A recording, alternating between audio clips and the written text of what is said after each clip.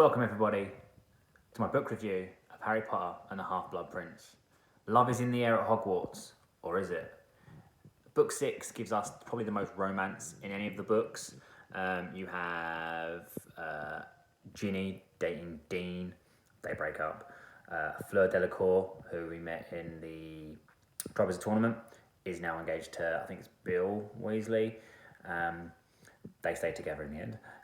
Spoilers. Ron dates Lavender Brown, and I don't know if it's in the book. I can't remember if it's in the book actually or in the film, but I've seen them both and read. But I've read and seen them both recently. She calls him 1-1, which is quite amusing. That annoys Hermione, and Hermione takes McLaggen as revenge to Slughorn's party, who we'll see and talk about soon to make him jealous. So the book starts again where we always start, back at the Dursleys. Harry's back at his aunt and uncle's house one more time, and Dumbledore is coming to collect him this time, and he ends up dropping off, I think, at the Burrow, which is where the new headquarters is for the time being, just because Grimmauld Place can't be used until they've checked it all over after Sirius died. That was a really serious moment in the book, wasn't it? A pun included. So Dumbledore turns up at the Dursley's house, and Harry hasn't told them this coming, and they're not happy. But he has a little word with Petunia and says, "Remember the last time we spoke? You meant to be taking care of Harry, you know. So we'll come back here next year, one more time in the summer, with the last time. No ifs, buts and maybes." He has a pleasant exchange a couple of times with the Dursleys and just says, like, "Let's pretend you've invited me in. Let's pretend you've ordered me a drink." It's really amusing, actually, at one point where there's like, he's poured them all drinks and they're refusing to drink it, and they're sort of like dancing above their heads and like tipping drink on them, and they're like, "Can you stop this?" And he goes, "Well, if you were polite and drunk it," or something like that. So it's really funny, really good interaction. I wish they had that in the films so I could see it on the big screen, because that was really, really good interaction in the book, and one of my favourite scenes in the book. And then Dumbledore whisks Harry off to go and meet the new professor, Professor Slughorn, who's trying to entice back to teach at Hogwarts because he needs something from him to help defeat Voldemort in the end. So that's really good. Harry works a bit of magic just by being himself. He doesn't really do anything. But Slughorn likes to collect famous witches and wizards, or really good witches or wizards that have good connections, etc., stuff like that. So being Harry Potter famous, he manages to lure Slughorn back into the school. And off we go. They leave that. Dumbledore leaves him at the Burrow, and he gets ready for going back to Hogwarts. We know what happens next then. Diagon Alley. They always have to go to Diagon Alley and get the stuff for the new school year. While they're actually at Diagon Alley, the Golden Trio see Draco being a bit weird and that when he's getting his clothes fitted, some new robes, I think, or some new school uniform, whatever it is, and they have a little incident, and he goes off and he ends up going into Borgin and Burke's. He slips his mum and goes into Borgin and Burke's, and they're like, "Well, he's a creepy bloke, you know, buying creepy things, blah, blah, blah, whatever." They follow him anyway, and they see him in there, and they can't see what he's doing, but they do see him in there. It's very, very shady, and that's the only real thing that happens really in Diagon Alley, I think. And then they go off to school, obviously, and they're going to start their 6th year at the school, not knowing that it's going to be their last. So on the train, the Hogwarts Express, choo-choo, on the way to the castle, I think Harry gets an invitation to go and join this little coach in Slughorn's, where Slughorn's got a little coach, for instance, and he invites like loads of wizards in there that have got good connections and stuff, or, you know, that are famous like Harry. And Ginny turns up in there, and he's a bit like confused why Ginny's in there. Not that she's not an amazing wizard at this point, or amazing witch at this point, but it's just a case of, well, why is Ginny there? Because she's not a famous name. The Weasleys aren't, you know, famous and stuff. But she's there. She saw him curse someone in the corridors and was like, "That's an amazing curse. That's really good. I want to invite you along." So that happens. Nothing really happens. They just talk about people in the carriage and stuff. And, you know, I think he has I don't know if he tells them there that there's a slug club that he does where he invites them as parties throughout the year, but they go and meet him in the carriage, and then that takes up part of the journey to them getting to Hogwarts.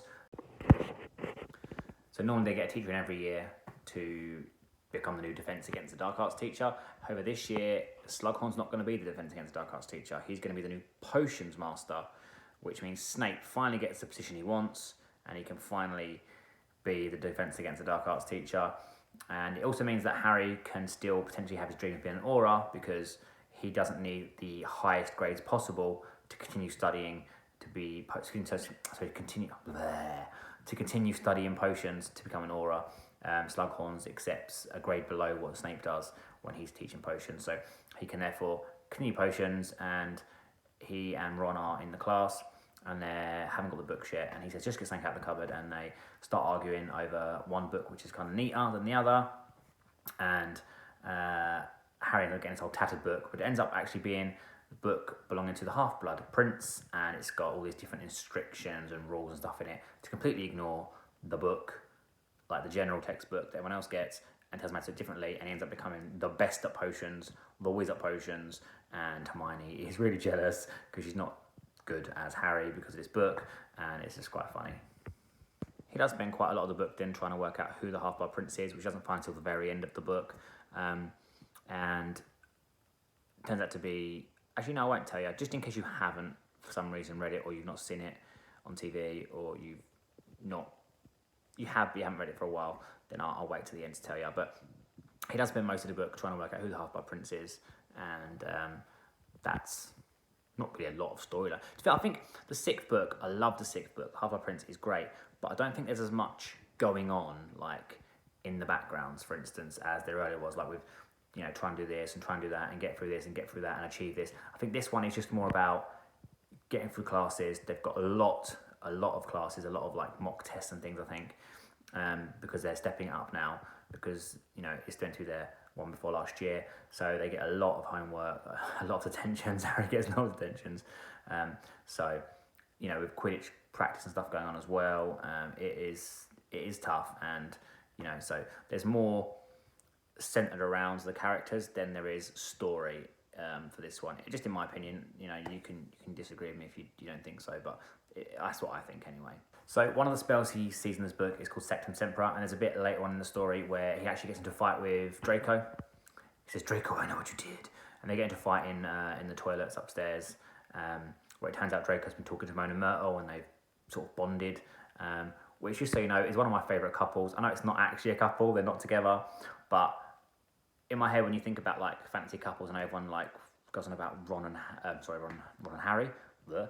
No, everyone goes on about Draco and Harry, and then everyone goes on about Draco and Hermione because they were apparently close in real life, not because they ever had anything to do in the story, because they physically hated each other in the story. Whereas I think Harry sort of more felt sorry for Draco towards the end. And then there's another one, who else are they? Everyone ships Harry and Hermione.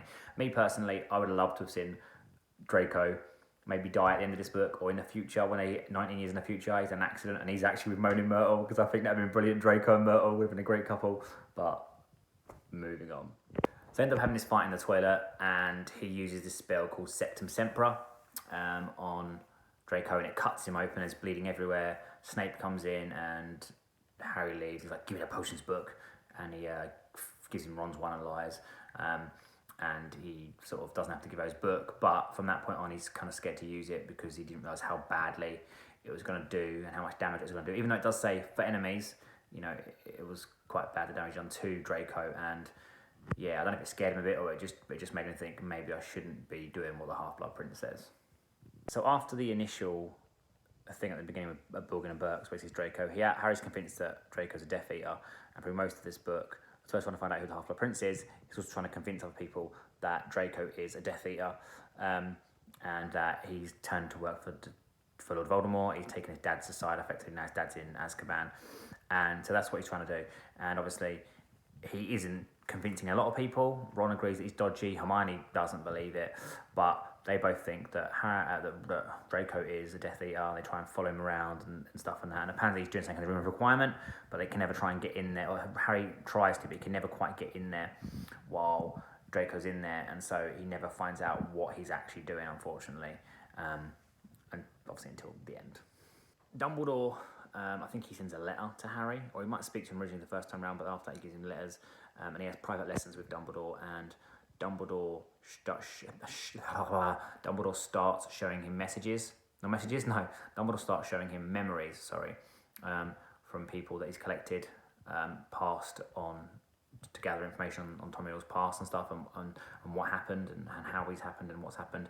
He explains to him about the Horcruxes, shows him his orphanage and his parents and his grandparents and stuff, and all his memories. And he tells Harry about how he's made his Horcruxes, and you have to destroy the Horcruxes because it kicks part of the soul in Voldemort, so even though he died, he still stays alive. And they have to be defeated and destroyed before Harry. He says that 2 have been destroyed already, which was the diary which Harry destroyed himself in the Chamber of Secrets, and a ring that Dumbledore has that has made his hand all black and injured and really freaky looking. And he's like, "I'll tell you about it later. It's an interesting story. I want to do it justice," or something like that. Doesn't sound like Dumbledore at all. I don't know why I did that voice. So he agrees that Harry, if they find another Horcrux, they can carry go along with him, but he must obey him at all times. And then building up to the big end finale, obviously Harry has to get this memory from Slughorn, because he has a memory from Slughorn that is altered. Slughorn's lying about it. He's changed his memory because he's ashamed of what he's done or said, and he has to get the memory from Slughorn before they can find this Horcrux and find out the real truth about the full extent of what Voldemort's done.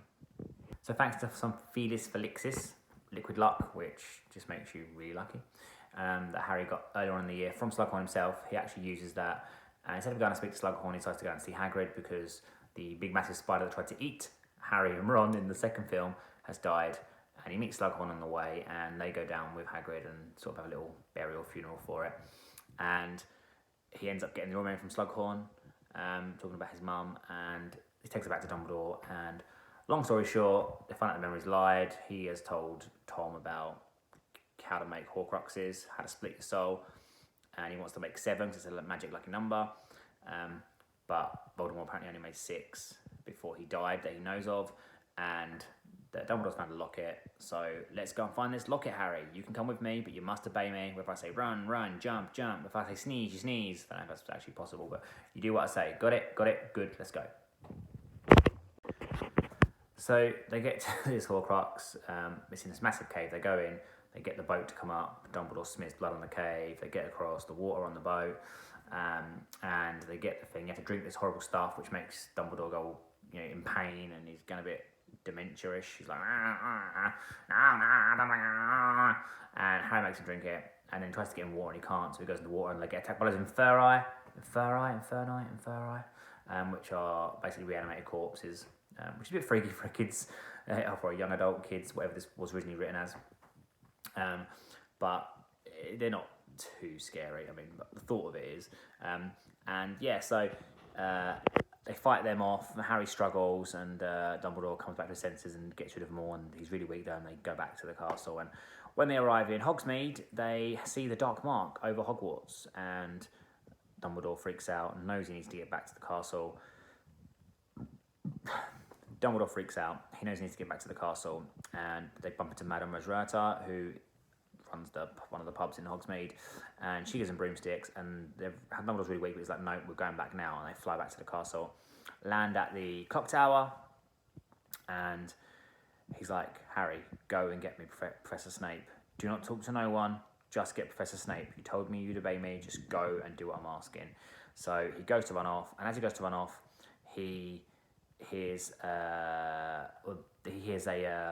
someone come through the door, and they Expelliarmus, Dumbledore's wand, but Harry's suddenly rigid and stiff and he can't move, and he realises that just before Dumbledore dropped his wand or got disarmed, and his wand flew away, that Dumbledore had paralysed Harry with a spell, so Harry could not move or speak. So he's staying there, he's in the shadows, underneath, just where they're standing.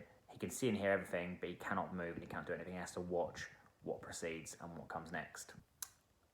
Dumbledore says, "Good evening, Draco," or something like that, and Malfoy steps out and says, "Yes, me," and tries to tell him about how he's amazing and how he works for Voldemort and he has to kill him and all this. And Dumbledore's like, "Yeah, I already know. I had Snape watch you." And he's like, "No, you silly old fool. Snape works for me. He's a double agent." And he's like, "No, I trust Severus." Like, "Then you're delusional." They have a chat. One of the lines that's not actually in the book, but I really love for the film. I know it's a book review and I'll mention the films, but we talk about a lot of stuff that's not in the books. That's in the books but not in the films. But one of the things that's in the film that is not in the book, which I do love, is when Dumbledore says the line, "I once knew a young man who made all the I once knew a boy who made all the wrong mistakes, or who made mistakes." And everyone thinks that he's talking about Voldemort or even Snape in particular. I actually think, due to what happens in the 7th book, or what you find out in the 7th book, I actually think he's talking about himself. So that's not, I wouldn't say it's controversial, but I'd say it's something that's up for debate. So what do you think?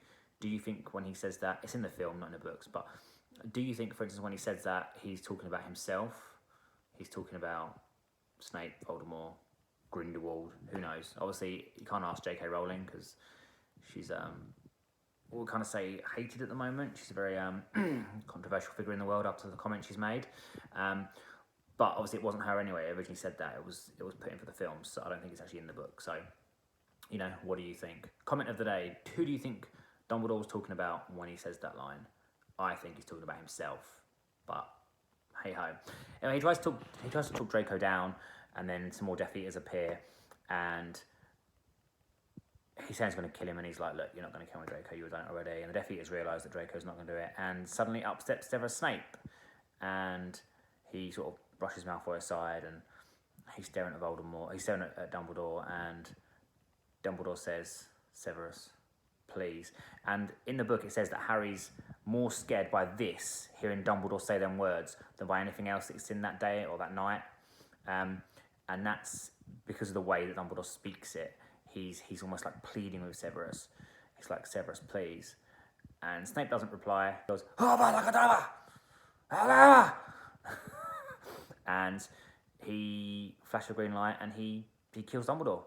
And I wasn't ready for this moment, although it was talked about in the media, and you know, people had theories that Dumbledore might be dying in Half-Blood Prince when it first came out. I got it midnight release, and I read it within a day and a half because I had to go to work.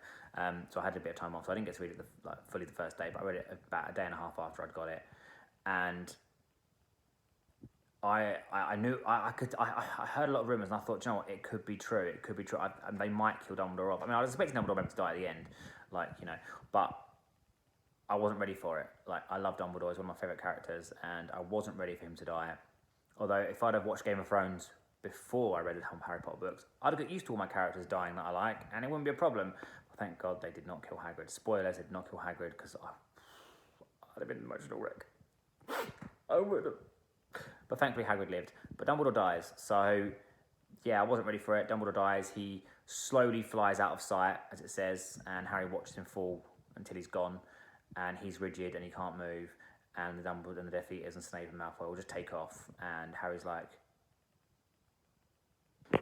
That is almost the end of the book when Dumbledore dies, except they have the funeral, and again, a great scene in the book. They have the funeral and everyone puts, you know, their heart and soul into that funeral, and the amount of people that turn up from all these different places and stuff, and some of the characters you've met in the previous books that have only been in for like little bits and pieces, all turn up to pay their respects and stuff. And you know, Dumbledore was this great, loved, famous wizard, and you know, he did great things in his life, and he would obviously be missed by the whole wizarding community, unless you're following Lord Voldemort, and it's a real shocker. Right after the scene at the tower happens, we find out who the Half-Blood Prince is. Harry's chasing after his paralysis thing. It obviously lifts because Dumbledore has died, and he chases after the group running away as they trash sort of Hogwarts and through the battle of all the Order and the Death Eaters fighting downstairs. And you see him trying to throw spells, and he tries to do the Sectum Sempra spell, I believe, again. This time at Snape or Malfoy again, and Snape blocks it and knocks Harry on the floor with a spell, and he's like, you dare, I am the Half-Blood Prince. And it turns out it's because Prince was his mother's name, and his dad was a muggle, I think. So he's a half-blood, and Prince is the surname rather than him being an actual prince. So it's quite cool how she worked that into the book. You know, it could have just been a self-posing title, but it wasn't. It was a self-imposed title given to himself, but it wasn't. It was a case of it's actually his effectively his mother's maiden name. So that was quite cool. Severus Prince doesn't quite sound right though, so I'm glad they went Severus Snape. But yeah, so that's pretty much it then. Harry vows not to go back to Hogwarts for the 7th year. He has had enough. He needs to find his Horcruxes. He needs to destroy them. Ron and Hermione say they're going with him, and he's like, no, I can't ask you to do that. And they sort of point out that when we ever learn, it's not a question of if or you letting us. We are doing it. We're doing this together. We'll destroy these Horcruxes. We'll destroy Voldemort. End of story. We're in this together. With the Golden Trio, they don't say that, but they are the Golden freaking Trio. They got to do it together, you know? Half-Blood Prince then is, again, a fantastic book, and it sets it up perfectly for the finale, Deathly Hallows, which will be coming later on this week. But it sets it up perfectly for the finale of the Deathly Hallows and what's to follow. The final battle, you know, Harry versus Voldemort, good versus evil, the Order of Phoenix versus the Death Eaters. So I think it's really good. It's built up really well. It's fantastic 6 books. It just builds and builds and builds like nothing I've ever read before. I've not read a lot of series. Series? I don't know. I've not read a lot of franchises. I've not read a lot of book series, but Harry Potter is the best by a mile, and it's now the rating times. I don't do the serious ratings, so looking at the book. So we're going to go with Harry Potter and the Half-Blood Prince is Sectum Sempra. Sectum Sempra. I know it's a spell, but I couldn't think of a thing off the top of my head and I hadn't planned one in advance. So I don't really plan that much, just make a few notes. So it's Sectum Sempra. It is lethal. It gets inside you, it gets under your skin. You need to read the book, you need to read the series. And I can't wait to review the Deathly Hallows. And it's kind of sad though when you get to the end of it. Like, I've read it so many times, as I know many Potterheads have.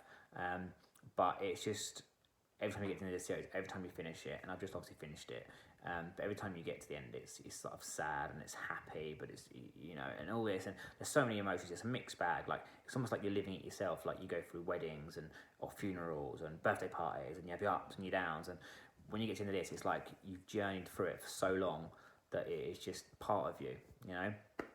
So we're looking forward to bringing you that one then in a couple of days' time. That will be the final book in the series, and then we'll move on to our next book reviews, which will be a couple of standalones before we start our new series. So thank you all for watching. Don't forget to comment down below your views and opinions. Was Voldemort talking about was Dumbledore talking about himself?